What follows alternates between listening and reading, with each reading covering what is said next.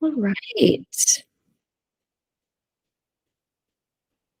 Awesome. Welcome to the first team call of the year. I hope my goal is by the end of this conversation, everyone is chatting and happy and the energy is a little bit lighter. I don't know if it was the link problem or not. I don't know what happened, but thanks everyone for being patient with that. We're going to get started on the presentation tonight, the conversation. And of course, if you have any questions, feel free to just ask or wait until the end. We'll have some Q&A time definitely scheduled there at the end. So with that, we're going to get started. This is a conversation on how to create a strong mindset and some visualization tips. And we're going to actually start with visualization first, because I feel like it is kind of that like foundation before we even get into mindset. To accomplish great things, we must first dream, then visualize, then plan, and lastly, we believe. So I love that quote. I feel like it kind of sums up everything in such a great order, too. We have these big goals, and we can start to visualize making those goals a reality. And then we can plan them out with your coach and in your journal, which we're going to be talking about. And then lastly, we feel it. We believe it. If we don't believe it, then it's going to be really hard to make it come true. So, what is visualization? Visualization, visualizing outcomes that you want can increase your confidence. So, that's first and foremost. Seeing yourself succeed helps you believe that you can and will make it happen, which is awesome. Visualization can help you practice success. And if you anything that we practice, we get better and better and better with it. Imagine, or when you imagine every step of an event or an activity is going well, you get in your mind and body ready to take those steps in real life. So it goes back again to practicing that success and practicing how you want to feel. So here are some visualization tips. Like I said, it's definitely the foundation to building a strong training cycle. Now, this needs to kind of happen right at the beginning of the training cycle. Obviously, if you're a few weeks in, you're totally fine. I know is racing a half here, and I keep saying it's a few weeks, but I think it's in a month because I'm like always planning ahead. So like it feels like it's a few weeks away, but I think it's 4 weeks away. Meg still has time. Plus, she's been doing an amazing job visualizing just like running strong, which is part of it. So visualization also has to be something that you believe in and that it can help you achieve your goals. If you don't believe in it, this is not going to work for you. So you could just like maybe take the next few minutes to like doodle or something else because it's not going to work. You have to actually believe it. So visualizing how you want to feel and how you want to look while running your strongest race yet. So I used for this slide deck, I used a picture of my Indianapolis half marathon because last fall, I had a great build, and I practiced speed all summer long. Starting in August, early September, I started going into a training cycle, which was ultimately the goal was running CIM. And I ran a 5K race in Chicago. And then 3 weeks later, I ran this Indianapolis half marathon. And then 5 weeks later, I had CIM. And what I was really excited about this prep was running a fast 5K in Chicago and running a sub 90 in Indy. And anytime someone would ask me about CIM or ask me about marathon training, I would probably say that I felt tired because I was running a ton. But I would also say it doesn't really feel like I'm running a marathon. Like I haven't really thought about it. I was so focused in on a fast 5K, and I really wanted to run a really fast 5K and feel good doing it. And I also really wanted to run a sub 90 because this was my third attempt going into it. And it was actually my fourth attempt, kind of. So, third or fourth, depending on how you look at it. But it was still one of those races where I was like bumping up right against 90 minutes. So it was something that I really, really wanted to do. So very early on in the cycle, I wanted to visualize how I was going to feel on race day, how I was going to feel in Indianapolis. And I would also kind of work in the Chicago 5K. So now this is kind of getting confusing, but I was kind of bouncing on any given day back and forth, but we're going to use Indy for the example. So I started this actually for the Chicago Marathon the year before, very little bit. So I thought, gosh, that worked for Chicago Marathon. I'm going to do it for Indy. So anytime I was running tempo efforts or something that was close to half marathon pace, I would feel the pace in my body and I would channel myself on the race course and just say like, all right, this is like how mile 6 is going to feel. This is how 10 is going to feel. And I would um and I would play that back over and over and over again. I would, on really strong days, tell myself, this is how you're going to feel when you're running your half marathon. On days where I was cutting down and cutting down pace and running faster and negative splitting, I would tell myself, this is how you're going to race. This is how you're going to feel. And then I would actually break down my 5K paces and I would think about it just over and over and over again on a loop.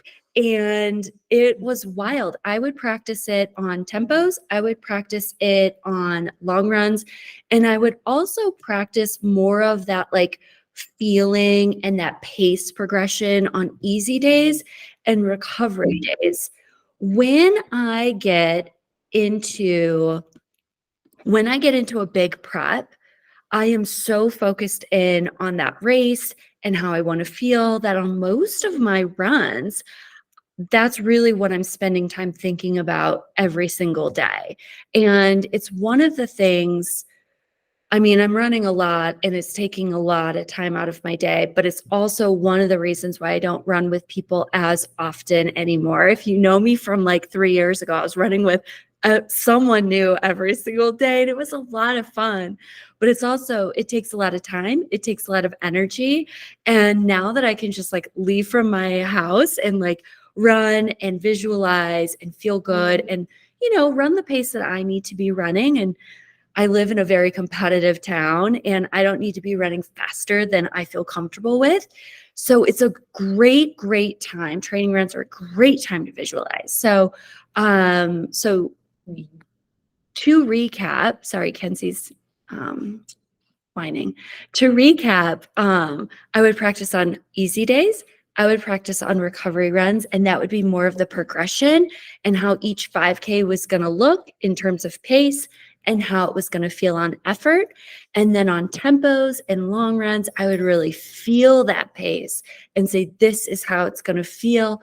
This is how you're going to progress. And I'd actually like visualize myself like running fast and running strong. So that's what we're going to practice right now. Who, maybe you could like put a hand up or throw up an emoji, maybe a hand. I'd love to know who listened to episode 100 of the podcast with Rick Rojas. Oh, cool. Cool. Great. Awesome. Thanks, everyone. Love the support. If you haven't listened to it, great episode. Rick is amazing. He's so cool. And he actually talked about this on our conversation, and I just had to like chuckle a little bit because I'm like, this is like what I've been doing. And there was no prompt from like now my coach, his daughter, or Rick to do this, but it's wild. So we're gonna practice. So I want everyone to close your eyes. And I want you to think about either the next race you have coming up, or maybe it's the next like big race that you're like, yes, I know we have some people here running Boulder. I want to run like a sub 40-minute 10K in Boulder. Or we have people running some really awesome fall races. Like I really want to run a strong PR, or I really want to Boston qualify, whatever that is, think of that race. And now I want you to think about what your outcome goal is for that race.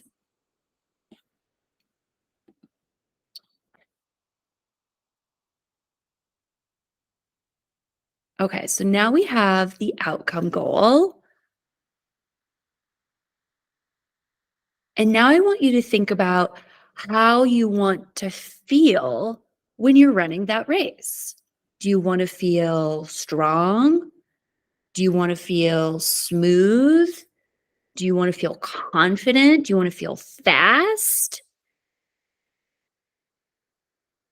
Do you want to feel brave?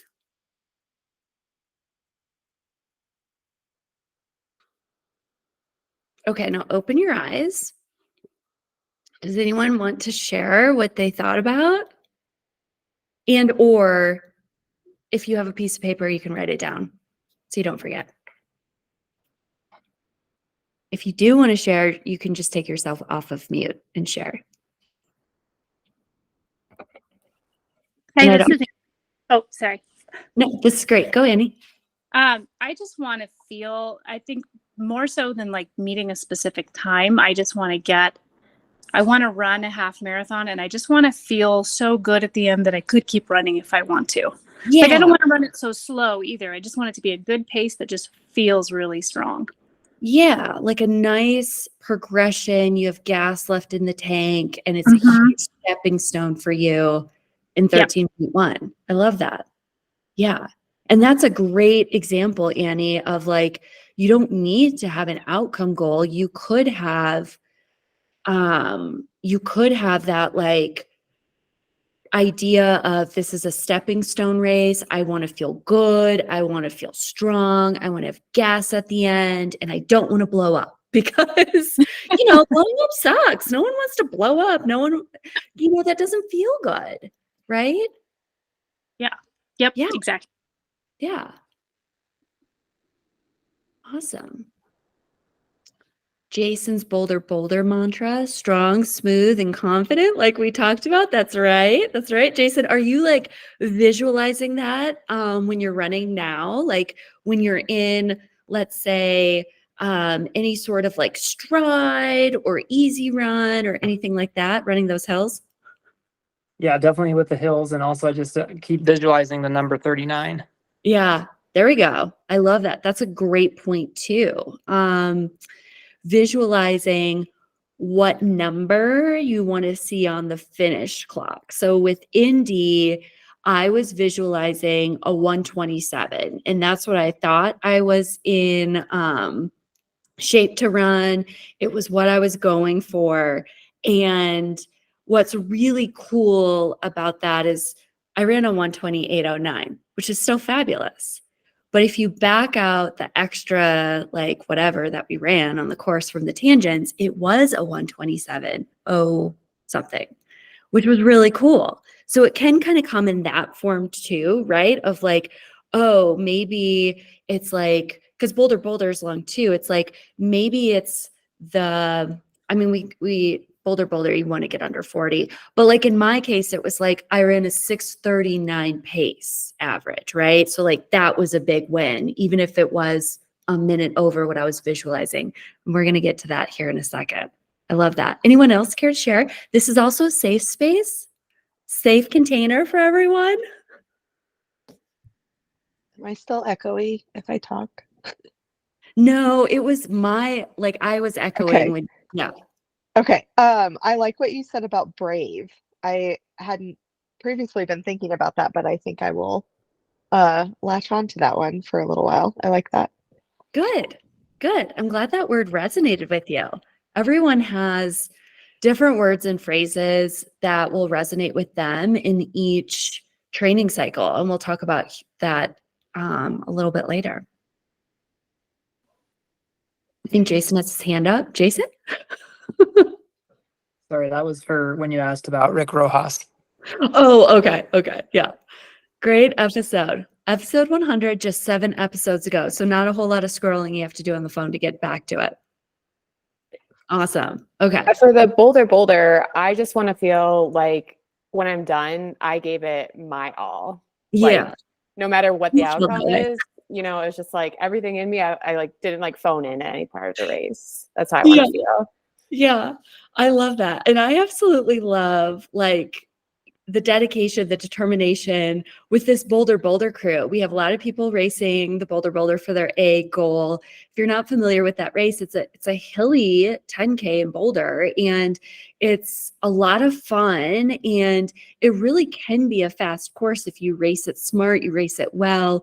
But there are some hills in there that are a kicker. So we have a few course preview runs as a team, which is amazing. And we'll get to experience that here. So if anyone wants to come into town, it's on Memorial Day. It's a lot of fun. You're putting a wave based on your time, and there's like slip and slides and bacon and I'm pretty sure there's Jello shots. I don't know. I usually race it, and then every year it's like, ooh, at what point am I going to blow up on the course this year?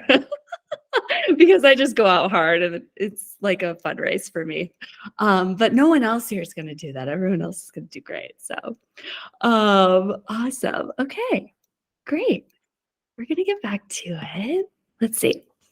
Okay, so now I have Danielle up here on the slide deck, because if you continue to practice it within every workout and run, you will make it happen.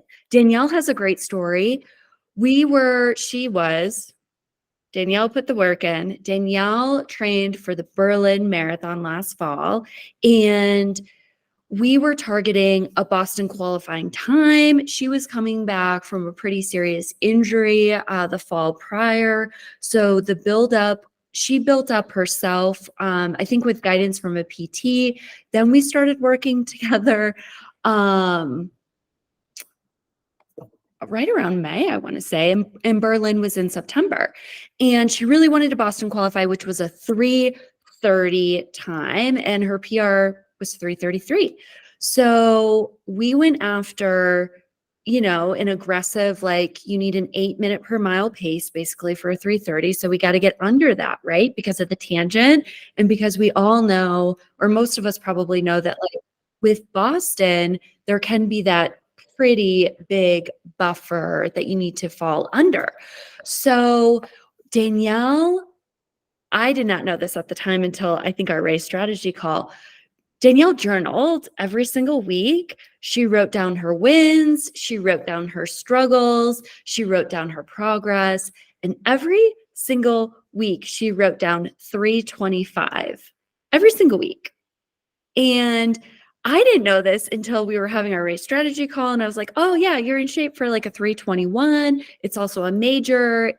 Majors are crowded. So like if you get a little like hung up, don't worry about it, or it could happen, basically. But you should be okay. So Danielle runs Berlin, and she runs a 3:25. Yay, Danielle! Danielle's on the call. Yay, Danielle. But I think that story is so cool because, yay, Danielle. I love that story so much because she visualized it. She practiced it. She wrote that time down every single week. And my guess is, Danielle, you can chime in if this is right or wrong, whatever you want. Like, she probably told herself that time and read that time every single day, or maybe on workouts and long runs, right?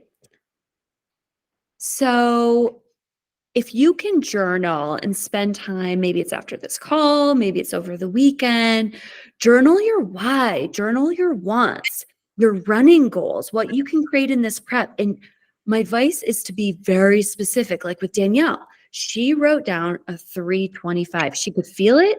That's what she wanted to run, right? Another athlete, Sara A., who just finished the Houston Marathon last month, she really wanted a 4:16. I didn't know that going into our race strategy call, and she ended up running a 4:16 on race day. Wild, right? So being specific, writing down your goal times or writing down how you want to show up, right? Like, I want to feel strong at the end. I want to give it my all. I want to have a kick. I want to be brave, whatever that is. And then review and recite it if you can before every run, or maybe it's before every workout and before every long run. And just know that training isn't linear. So the process to get there and getting to the start line won't be either. So there's going to be days where you like recite this and you go in and the workout's like, oh, that wasn't as good as, as I wanted it to be. It's okay. You're still making a big fitness deposit, but continue to visualize, feel yourself running on race day and everything that you want to create. Does anyone have any questions on visualization before we get into mental strength?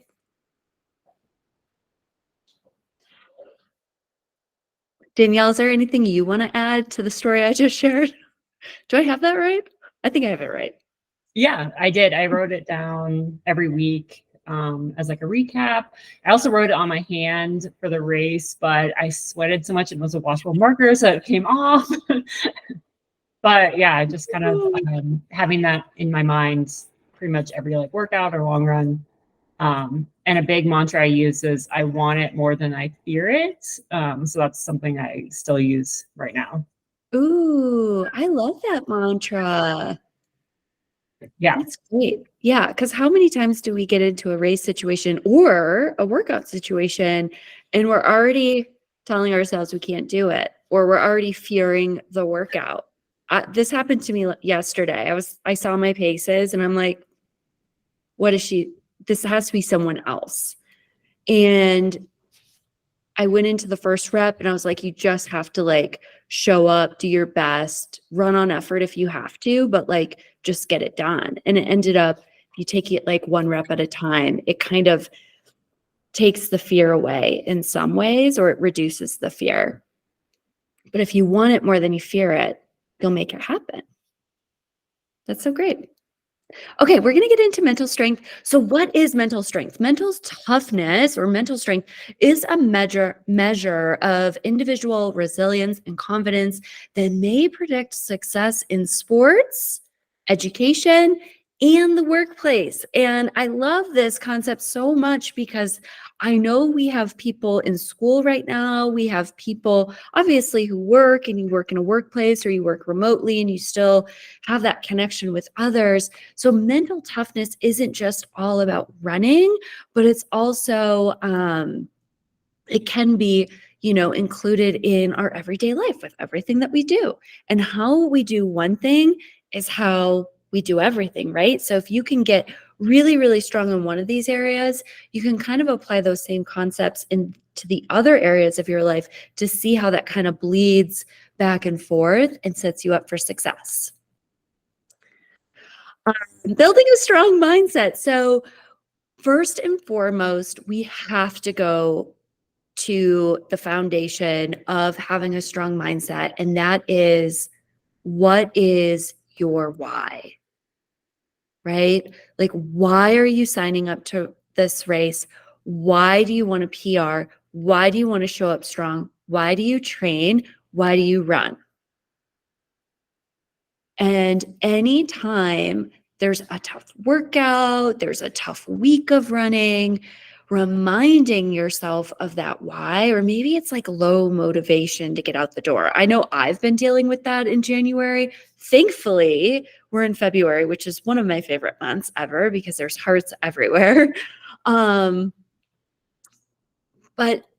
even getting like having the motivation to get out the door, and going back to your why of like why you're showing up, why you want to do it, is going to make a huge difference on those days where you just don't want to do it or you don't feel like doing it.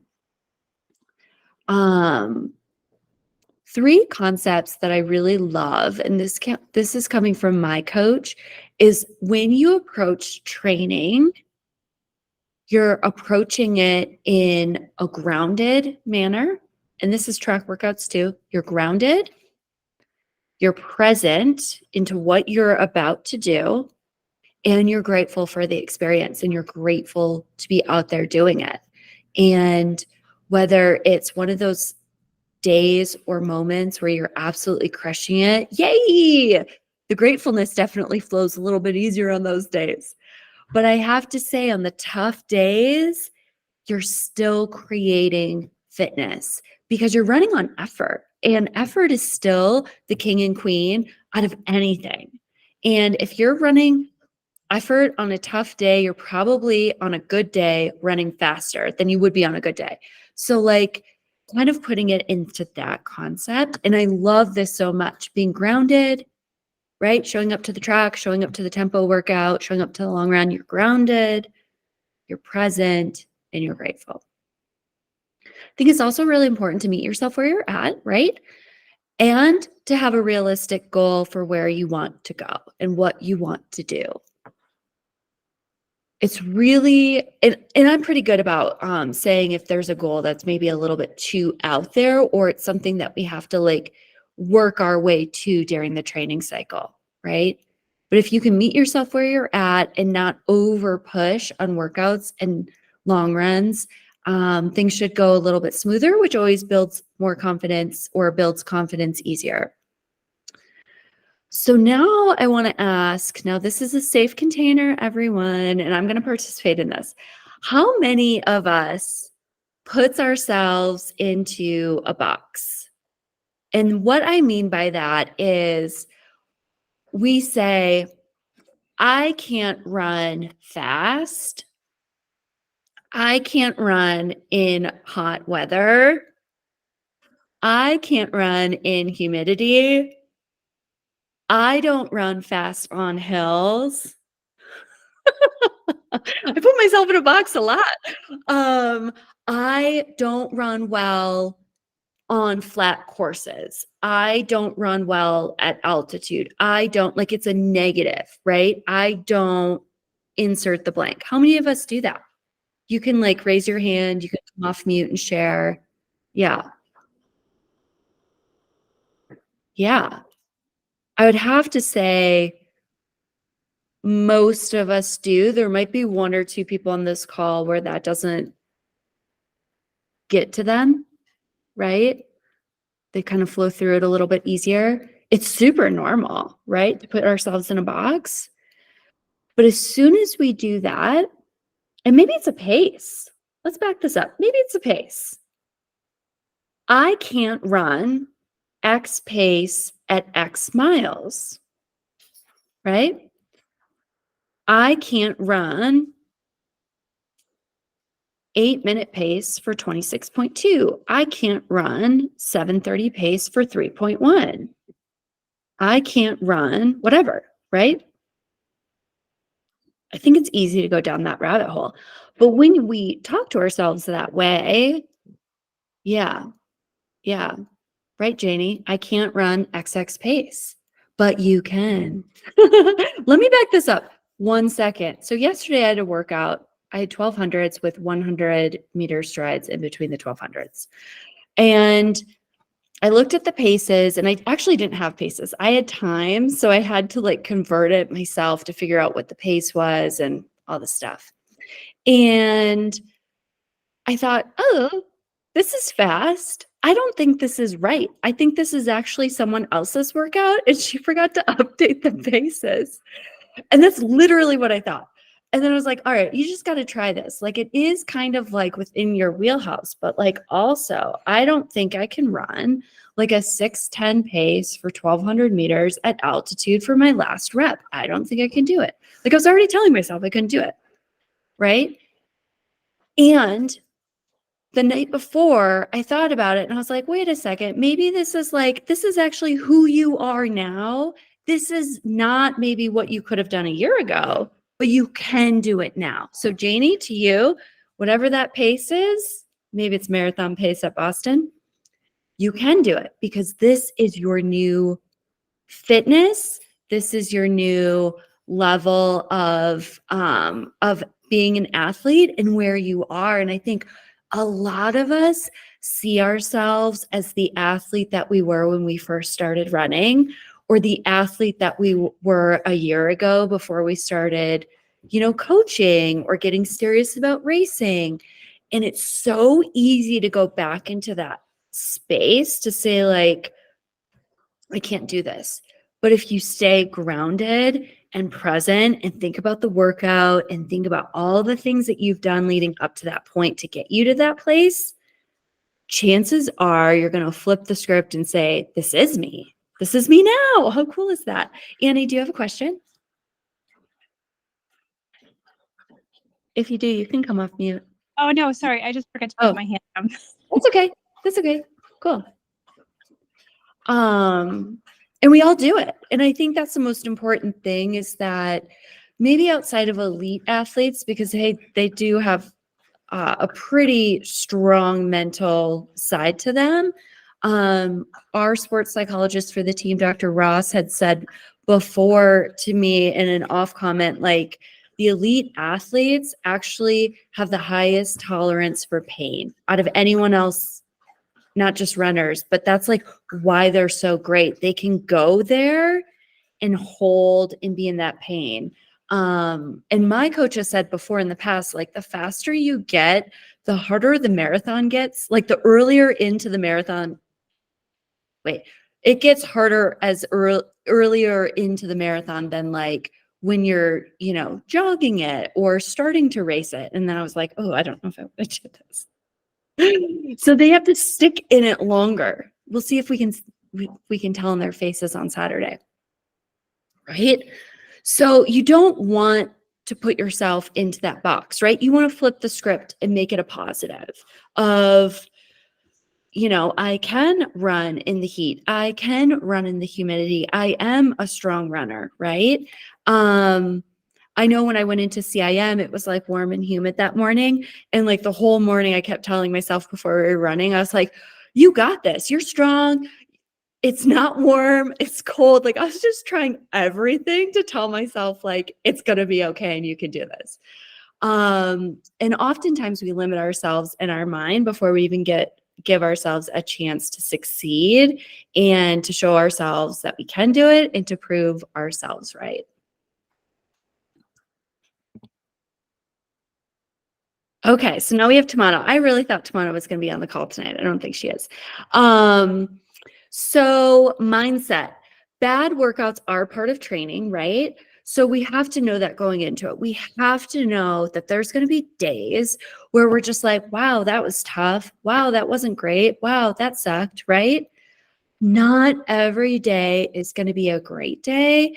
And I have to say, if you do have a cycle like that, chances are it's going to come up on race day.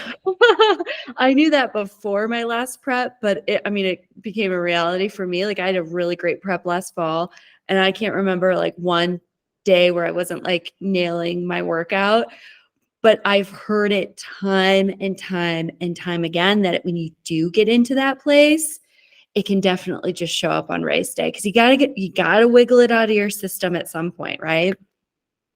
The rule of thirds definitely apply to me. They definitely apply to you. They apply to every single runner out there. We're going to have great days. We're going to have okay days. And we're just going to have days that are awful. And there's going to be so many different things that kind of come into play because of that. So I want you, before you go into that like spiral of like, I can't do this. I'm not fast. I'm not ready for this. I'm getting slower. I've heard it all. Before you go there, I want you to take a step back and think about, well, what's happening outside of this workout, right? Is it really warm? Have I not heat acclimated? Am I dehydrated? Am I stressed outside of running? Did I run my easy run yesterday too hard? Was I on my feet too much? Did I not recover enough? Before we start telling ourselves that we can't do it, right? Because there could be some really awesome, not awesome, but some really solid reasons why the workout just didn't come together. And that's okay, Because if you stick with it and if you continue to run on effort, two things could happen. One, the whole thing just sucks. It just feels hard from start to finish. But if you run on effort, you're still putting in an amazing job. Just because the pace isn't translating doesn't mean that you're still not running, let's say, 10K effort or half marathon effort. You are. It's just that it feels a little bit harder. So the pace isn't going to show that, right? And if you stick with it and it's hard, I had a tempo run on Saturday and it wasn't going well. And I was just like stuck in this pace and I really wanted to quit. And I thought, you got to stick with it. It could feel better. And lo and behold, 1 mile to go, it did. And then everything clicked. My legs loosened up. I could just tell like the turnover was there. The effort stayed the same. But my pace dropped about 15 to 20 seconds. Right? So I was really running that pace though. I wasn't running that pace for the whole 5 miles, but I was running the half marathon effort for the entire time. And that's a huge win, right? So effort running is the gold standard. Let's say you're running an 8-minute mile pace on a tough day, but the goal is to run a 7:50 pace on a good day. Congratulations. You ran the 7:50. It was just on a tough day. So the pace didn't show it, but the effort was there. So running is definitely a series of highs and lows. There's a lot of highs and lows in what we do. And my invitation is to really maintain as neutral as you can and not getting too excited about the highs. I think it is important to celebrate it, especially on those bigger workouts where you're just like, yeah, I've been there, right? We do need to celebrate that, but also knowing that there's going to be those days that don't feel as great. And if you can just take a step back and observe what's happening, observe all the things I just mentioned about the things that could be going on outside of your life or outside of your running, then maybe we can just observe and move on and maintain neutral about it. So my feedback on Training Peaks to Nell on Saturday was, wow, weird day. Couldn't get out of pace. Felt like my Garmin was stuck, I stuck with it and my legs really loosened up after the 4th mile. And then I flowed into the pace we were looking for. Wow, weird day. So I said it twice. Not worried. And that was it. Right. So like I maintained neutral. I was like, I observe that this is happening. This doesn't mean I'm a slower runner. It doesn't mean I'm losing fitness. It doesn't mean I'm not building back after my marathon. I'm just maintaining neutral. And I'm saying, wow, that's a weird day. Here are some things that I could have done better. I did think I was a little bit dehydrated, and that I was possibly still like recovering from a really hard week the week before. So I wasn't recovering well enough.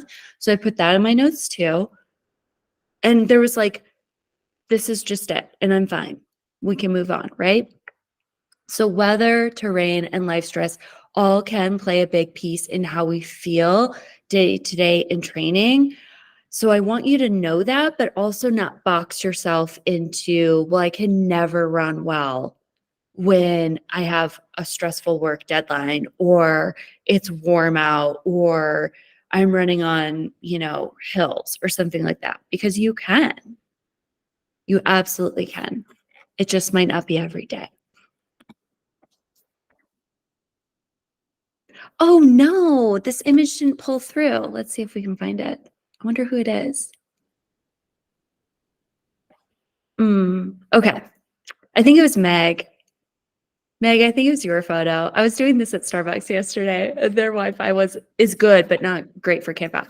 I'm not upset. It's not showing. Okay. We'll see who's on the next slideshow or on the next slide. It could be you, Meg. All right. So mindset.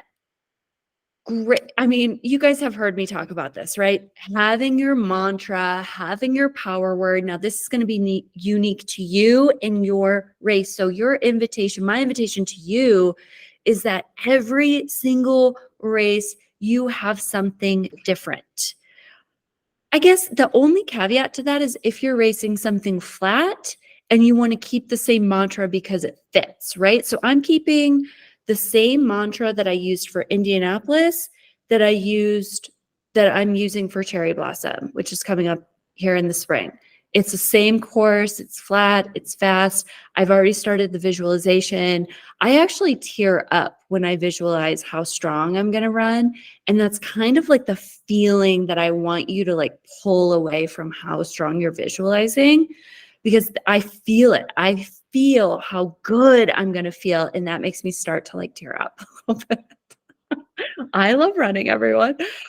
So your mantras, your power words get to be unique to you. So it could be like fast, smooth, confident, swift. It could be something like brave, strong, whatever it is, it has to resonate with you, right? We also get to talk to ourselves in a positive way. What do you notice about your self-talk, right? Like, what do you notice when you're out there running and it is hard? What are you telling yourself?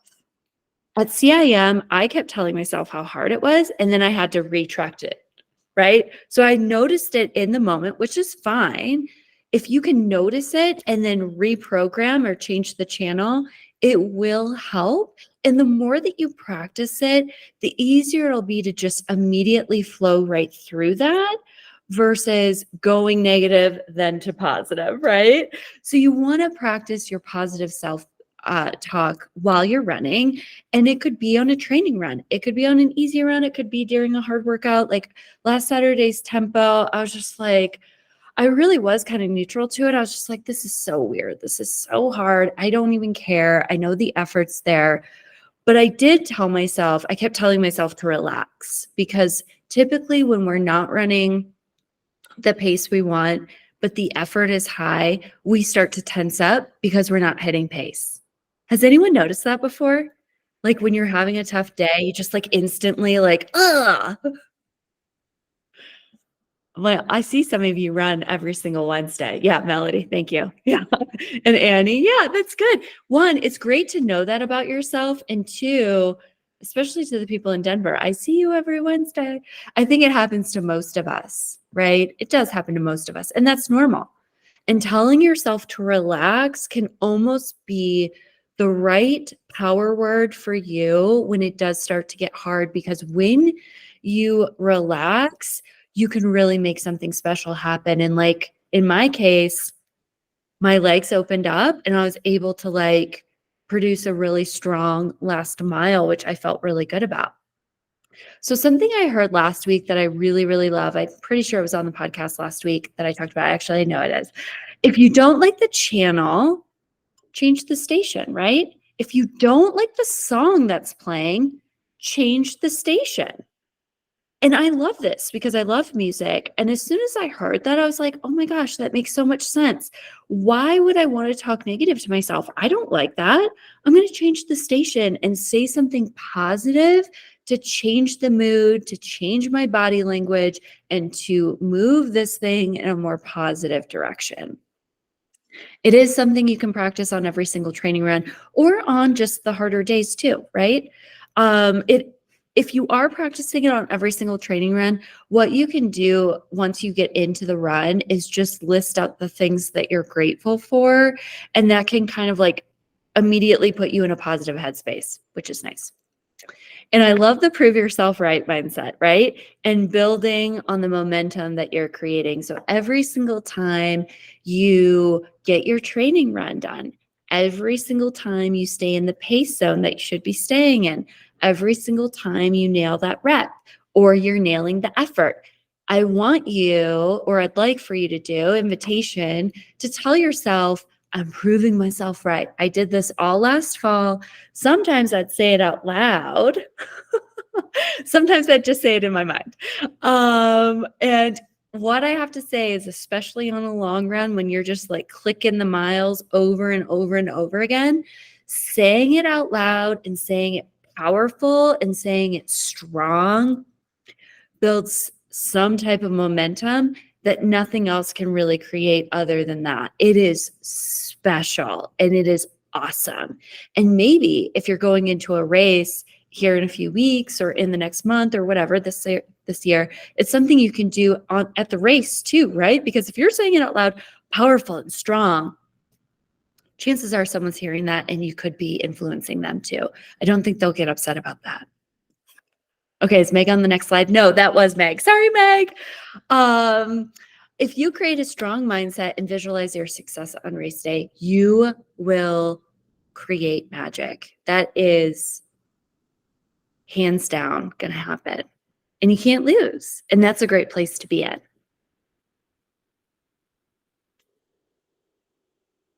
How's everyone feeling? I think that's it. Yeah, that's it. How's everyone feeling? Empowered? Inspired? Who wants to go out for a run? It's 7 o'clock Mountain Time, 9 o'clock Eastern. Thanks for hanging on, Meg. Who else? Jessie dropped off, which is fair.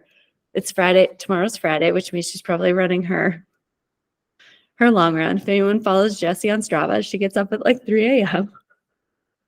for her long run. And she's a mom. It's wild.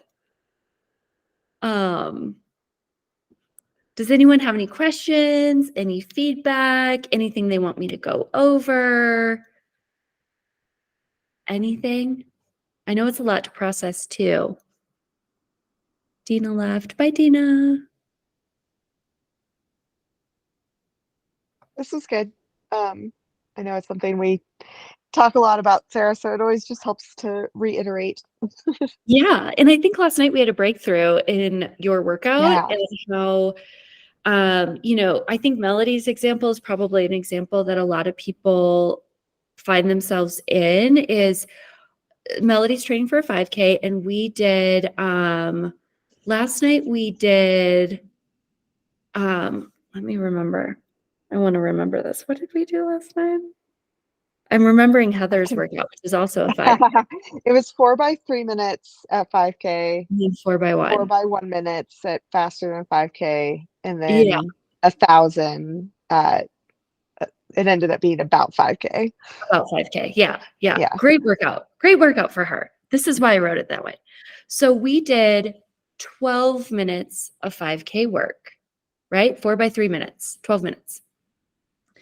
And then we did 4 by 1 faster. So that's 16 minutes of 5K or faster work. And then she went into a 1K holding pace at what we want to start her 5K at. And I did that because a lot of times, I think a lot of us, when we go into a 5K, we kind of get afraid of the 5K because it's fast, it hurts, it doesn't feel good, and we like back off, right?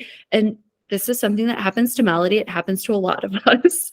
And it was to practice that she could run 16 minutes of 5K work plus, and then still run another 1K at her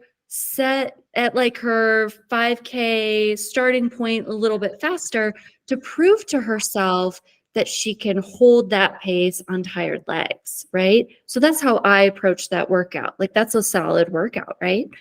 And afterwards, she came to me and she's like, I just don't know if I can run this 5K because I'm only running 3 minutes at a time, right? How many of us have thought that? I have.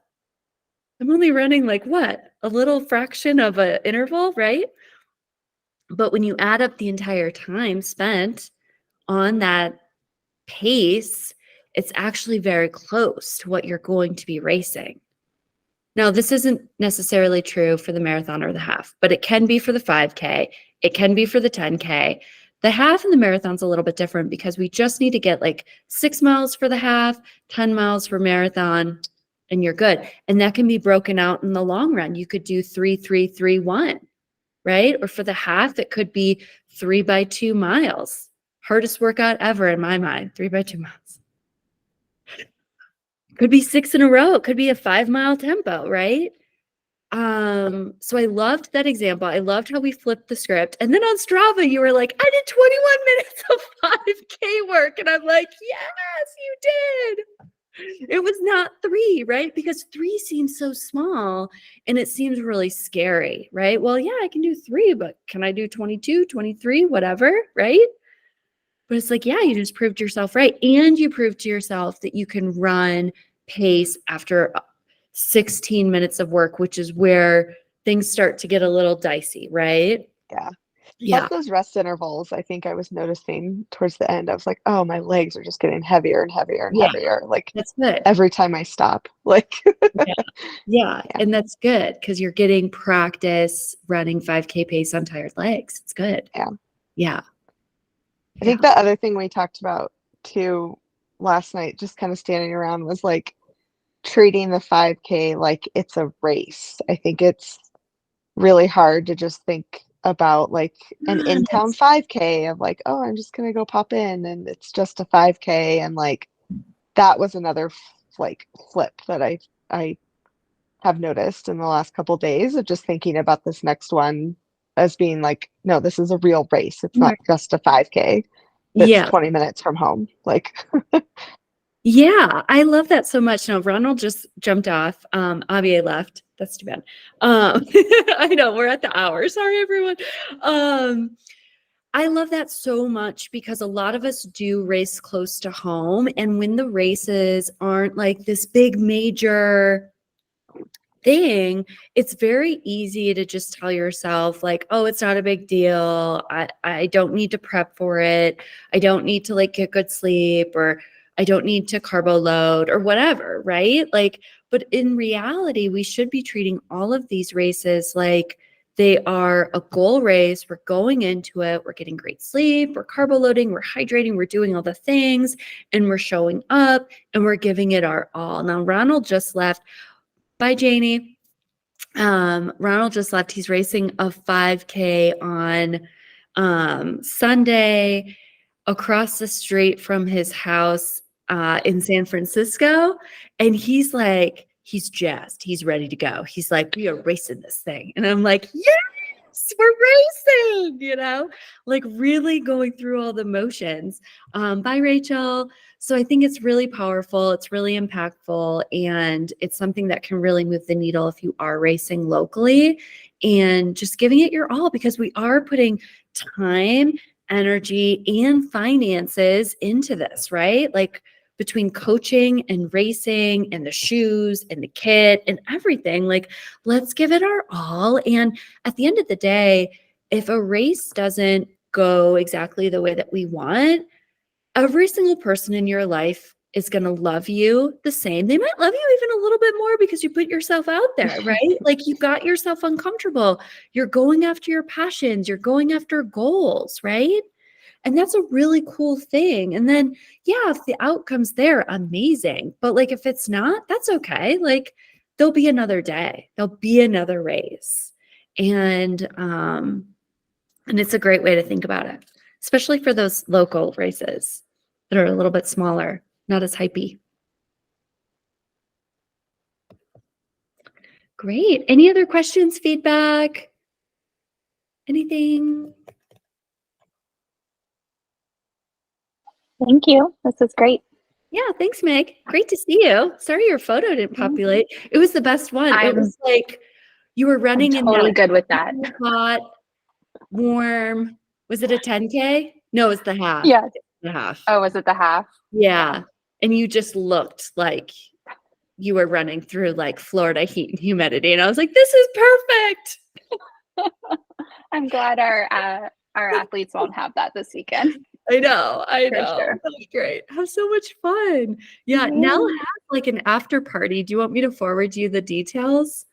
She sent us all the stuff. Like, I think it's open to like, Yeah. not open to everyone. Just tell her you're me. I'm just so excited to cheer for her in person. It's awesome. Yeah. it's so fun, Meg. I went in 2020 and I'm like having major FOMO of like not going this weekend. I'm Girlfriends, so some of my excited. girlfriends and I that I went with last time though, we're having a watch party on Saturday Oh, morning. that'll So be fun. have the best time. You might lose your voice. I'm bracing for that. Yeah. It's gonna happen. Oh, it's going to be so great. Awesome. Well, thanks everyone for joining tonight. Sorry about the link snafu. No idea what happened. Probably just user error. And if you know of a good assistant, send them my way. Thanks, Sarah. Okay. Thanks, Melody. Thanks, Melody. Good to see you, Annie. Keep me posted with everything. Thank you. Okay, good. Good. Yeah. Thanks for showing up. Thanks, Kayla, for showing up. Great to see you. Thanks. Bye. Thank you. Bye. Michelle, you joined. Sorry about that. That's okay. Ah, No, it was great. I know it was. I don't know what was going on. It was fine. no, I mean, everyone was having the problem. And I was like, Oh, I okay, literally good. copied it from the email. I don't understand how this cannot work. Unless Yeah. like the link just didn't copy, but like the hyperlink did. I don't Oh, know. that's so weird. Oh well. I know. That was great. I liked it. No, I'm geez, sorry. I was quiet and I was like, I should have said something, but I'm one of those people that doesn't like to say. It's something. okay. You might need to take time to process it too. Yeah, but no, Yeah. a lot of those things you said like really resonated, so it was nice. Good. Good. Yeah. Great. So well, cool. Well, have a good night. Oh, well, you want to see my dog? There's Kevy.